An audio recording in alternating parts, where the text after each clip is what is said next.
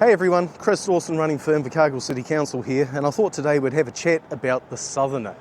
Now you might think, well, what's that got to do with Invercargill City Council? Let me tell you a story. So, for those of you who don't remember, the Southerner was a passenger train that ran between Christchurch and Invercargill between 1971 and 2002. And thanks to a certain divorce back in the mid-80s, I had the pleasure of growing up on the Southerner because I had to get between my parents somehow. So every second Friday for 7 years, I rode on the Southerner. So I know a thing or two about it. For my 13th birthday, the crew, I was so familiar with the crew, they actually snuck me up to the cab. So I got to ride in the locomotive for the first time, and that was just amazing. And somewhere along the line, that actually became habit. And I'll never forget the day this Southerner pulled up and the guard leant out the buffet carriage door, handed me a bag with complimentary juice and peanuts for me and the train driver, and said, "Oh, just jump up the front. I'm going to shut the train down because there's no one else on it." Okay, so we're barreling along. I'm thinking to myself, well, hang on. If I've coughed up $11 for the fare on this train, and you've got to pay the train driver, the buffet attendant, the guard, plus put the diesel in the locomotive, which is 2,600 horsepower, and chews through diesel like an alcoholic chews through RTDs, this isn't viable. This train's going downhill. And in 2002, it bit the dust. Now, just before it actually ended, most of the councils between Invercargill and Christchurch actually banded together and coughed up the funding to keep it running for a year while they did a feasibility study on, hey, what's it going to take to save this train?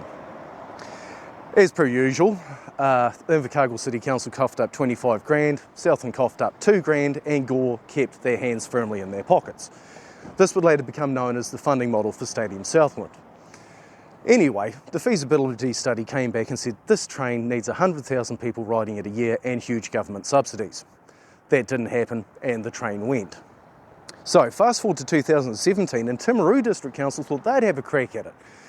Did another feasibility study, and it came back and said this train's only viable between Christchurch and Dunedin, it needs 100,000 bums on seats a year, and it needs massive government subsidies. Right, so what has this got to do with the Invercargill City Council? I have a horrible suspicion in the next couple of years the Southerners going to be put in front of council, and there's going to be a request to either fund it or do yet another feasibility study. So, I don't have a problem with the Southerner. I grew up on it. I absolutely love it. You put a piece of paper in front of me that says the central government should bring it back, I'll sign it. You ask me to vote for it, I'll vote for it. But what I won't do is play ball and ask the ratepayers of Invercargill to cough up for a train that's a black hole for money. Because here's another thing. The Green Party recently released their alternative budget, which actually looked at bringing back the Southerner, and the figure they came up with was $290 million.